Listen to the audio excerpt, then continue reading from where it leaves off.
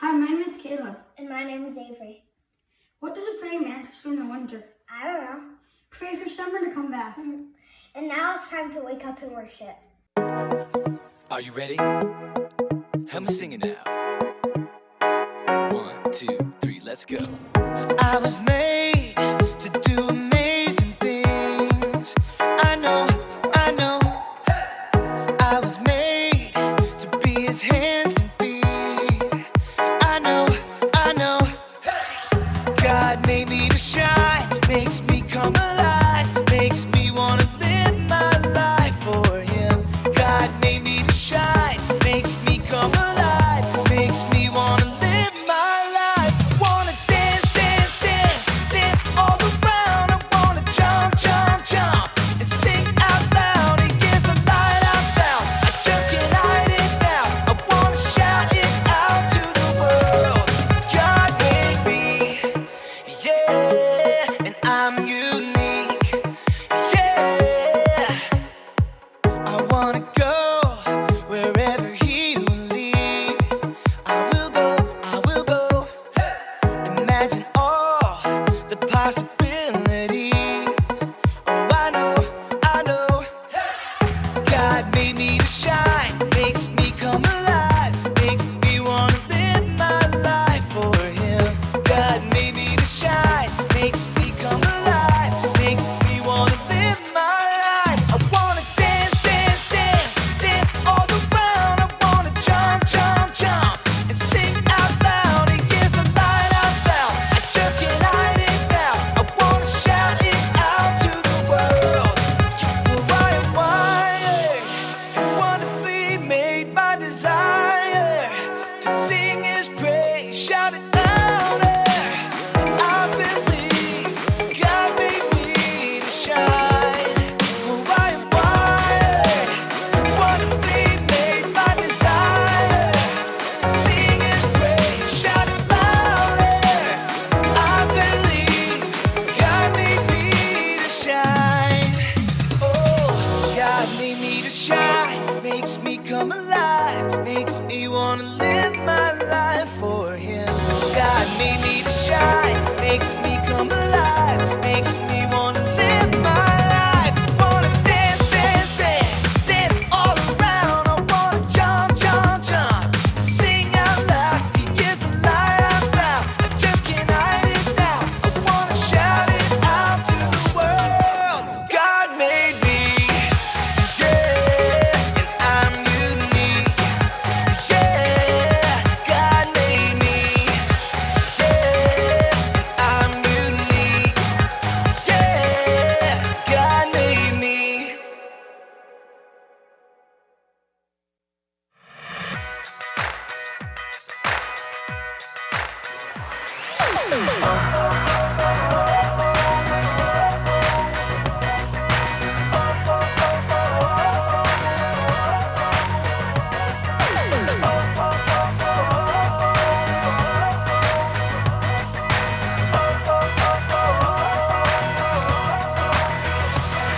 One shot, one chance, one life to live.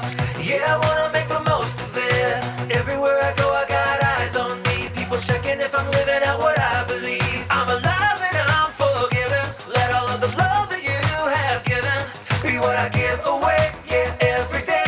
Lord, this I pray. Lord, this I pray. Let the world see you when they look at me. When they look at me.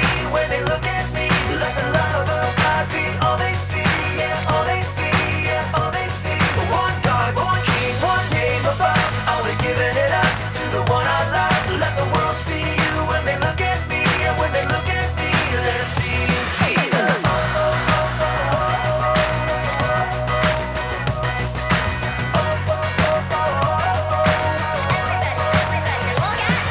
You made to live my life for you.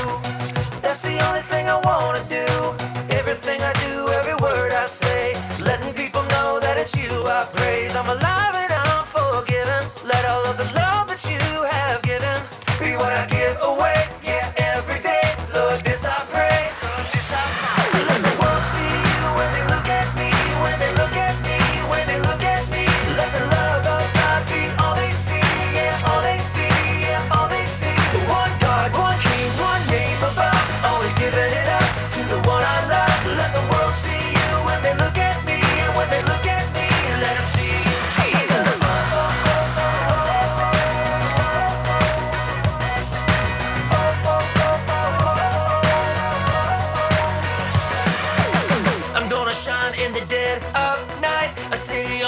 shining bright. I'll be a light for the world to see. When they look at me, yeah, when they look at me. Even brighter than the morning sun. Can't hide what your love has done. I'll be a light for the world to see. When they look at me, yeah, when they look at me. When they look at me, yeah, when they look at me. Let the world see you when they look at me. When they look at me, when they look at me. Let the love of God be all they see, yeah, all they see, yeah, all they see. One God, one King, one name above. Always giving it up to the one I love. Let the world see you when they look at me, yeah, when they look at me. Let them see you, Jesus. Let the world see you when they look at me, when they look at me, when they look at me. Let the love of God be all they see, yeah, all they see, yeah, all they see. One God, one King, one name above. Always giving it up to the one I love. Let the world see you when they look at me, when they look at me. Let them see you, Jesus.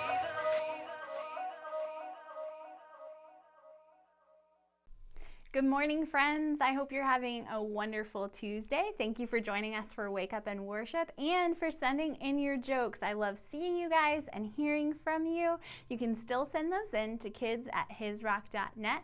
We would love to see you and hear your joke, get a laugh from that, and maybe share them with you guys on Wake Up and Worship. And so send those our way. If you were with us this weekend, then you heard us talking about Jesus and how when he died on the cross, the disciples really shouldn't have given up hope. They should have kept trusting in God's plan because Jesus had told them there was more to the story. And it reminds me that we should have the ability to trust God even in the hard times because he's still working and he has a plan for us, even the hard things in our life. We see this in Romans 8:28, where it says that all things work together for the good of those who love God and are called according to his purpose. If you're following God's plan, God doesn't promise that it will be easy, but he promises that it will work out for your good. In one way or another, he sees the end of the story, the end of what's happening, and he knows what's best. And so even in the hard moments, we're supposed to trust him. Now, it's easy to look at Jesus' story with the disciples and say, yeah, of course they should have trusted him. The Old Testament says that Jesus was going to rise again, that he was the Savior. They should have had that figured out. You might wonder, is trusting God's plan in the hard time just for Jesus? I mean, after all, he was God, so it should have been easy for him to trust God and go to the cross because he knew what would come after. But the Bible tells us that regular people are supposed to trust God too. He didn't just use Jesus as an example. In fact, the Bible is full of regular men and women, boys and girls, who God uses hard things in their life to do amazing things. That sometimes they trust God, sometimes they don't, but if they're following him, we see that in the end of the story, it works out for their good because God had a plan all along. We see this in people like Moses. He went through a lot of hard times and had to keep going and not give up. And God does amazing things through him and his life and the Israelites. We see it in the story of Joshua with the Battle of Jericho and all the things that he had to face as he led God's people. We looked at the story of Shadrach, Meshach, and Abednego. That was a hard time. They were thrown into the fire, but they trusted God anyway, and God used that in amazing ways. You might remember the story of Daniel. He wasn't doing anything wrong. These guys that were jealous of him had to trick the king and make up a law so that Daniel would get in trouble, and he was thrown into the lion's den. He had to come face to face with lions. That's a hard time, but he trusts God, and God does something amazing. Daniel becomes this powerful man in charge, but a lot of people also hear about God and how powerful he is because of what Daniel went through. God does amazing things through hard times. There's a guy in the Bible, though, that I think he experiences this more than anyone else. His life is kind of like a roller coaster. It has like these great high ups and these really low downs. And somehow he trusts God the whole way through. So I wanted to tell you that story today and give you a little bit of an illustration where maybe you could do this yourself later in your own kitchen. It'll be really yummy and tasty, and see how God works even in your own life through hard times. And so I'm going to tell the story without saying his name. I'm going to try. Let's see by the end if you know who I'm talking about. So there's this boy, and he has a lot of brothers. The story's in the Old Testament.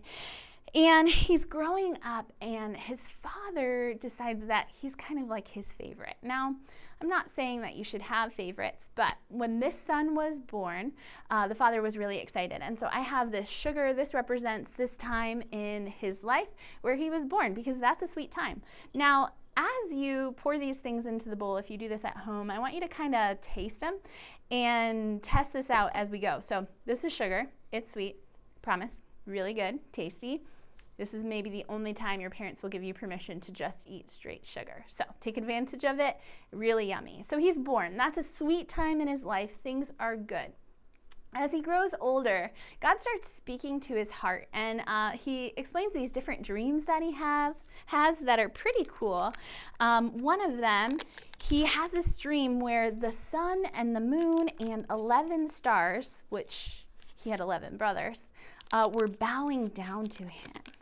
And God speaks to him in that moment and is like, he's hearing God. That's pretty cool. He has a dream that he thinks came from God. That's pretty amazing. So this is butter. Butter's super good, like really yummy. But it was kind of like a mixed thing in his life, because his brothers, when they heard this story, oh man, about his dream, they were not excited at all. It did not make them like him more. And because he was Dad's favorite, they didn't like him for that either. And so even though butter is good, taste that butter. A little bit, super good. On something, super good. But all by itself, not as much. It's not as great. So it's cool that he had these dreams, and he started to trust God and hear from him, which was amazing. But his brothers were not happy. And then he gets this coat from his dad. Remember, his dad decides that he's his favorite, and so he gives him this special coat, which is so cool. And maybe this egg's a little tricky to you, because you're like, I love eggs. Eggs are great, and a cool coat from my dad, that sounds fantastic. But if you taste that egg raw, ask your parents first. If you taste that egg raw, it's not good. And the coat was not as good as you would think it would be. Even though it was this special gift from his dad, his brothers get so angry and so jealous. They come up with this terrible plan. And that's what this flour represents. They decide they're going to kill him. Now, taste flour. It is not sugar. It is not good all by itself. They decide they're going to kill him.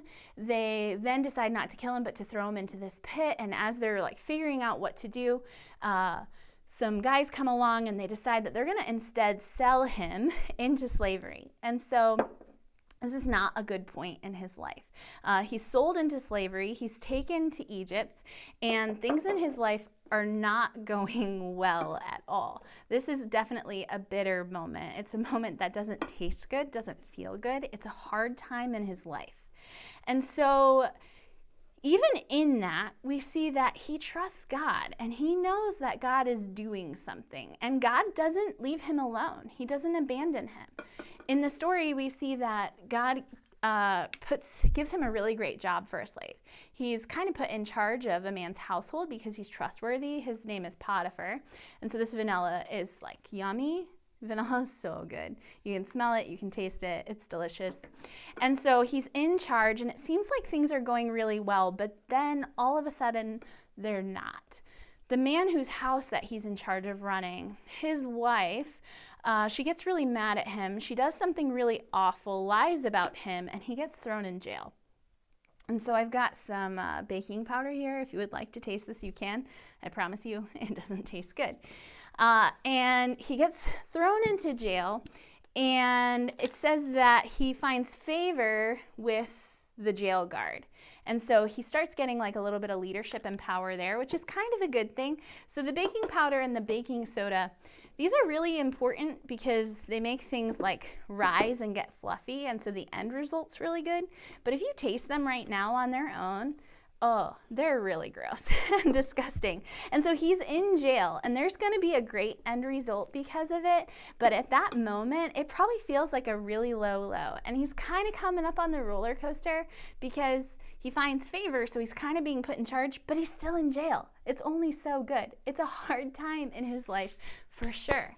So as he's there are these other guys there too that are in trouble with the Pharaoh. They had worked in Pharaoh's palace, the cupbearer and the baker, And one of them didn't do it, and one of them does, and they have these dreams. Well, God gives him the ability to tell them what these dreams mean.